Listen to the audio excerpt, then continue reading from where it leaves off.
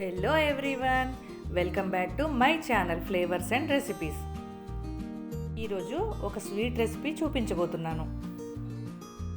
అదేంటంటే మిల్క్ పౌడర్తో దూద్ పేడ, అలాగే కోకోనట్ డ్రై ఫ్రూట్స్ స్టఫ్ చేసిన దూద్ పేడ.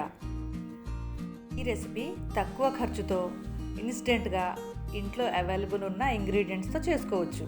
15 మినిట్స్లో క్విక్గా రెడీ అయిపోయే ఈ రెసిపీ ప్రాసెస్ ఏంటో ఇప్పుడు చూద్దామా.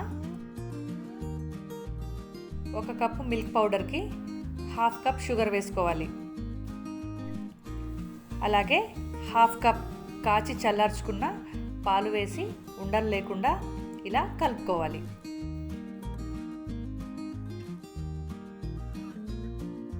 ఇప్పుడు స్టవ్ ఆన్ చేసి 1 స్పూన్ నెయ్యి వేసుకోవాలి. మీడియం ఫ్లేమ్లో అడుగంటకుండా ఇలా కలుపుతూ ఉండాలి.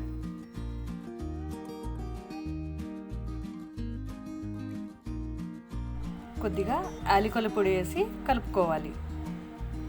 రెసిపీకి మందంగా ఉన్న కడాయి లేదా నాన్ స్టిక్ కడాయి తీసుకోవాలి.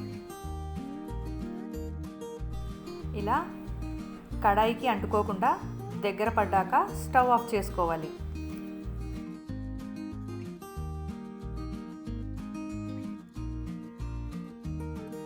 కోవా గోరువెచ్చగా ఉంది. ఇప్పుడు చేతులకు కొంచెం నెయ్యి అప్లై చేసుకొని చిన్న ఉండ తీసుకొని ఇలా చిన్నగా రౌండ్ షేప్లో చేసుకోవాలి. కొద్దిగా డ్రై ఫ్రూట్స్తో గార్నిష్ చేసుకుంటే దూద్ పేడ రెడీ అయిపోతుంది.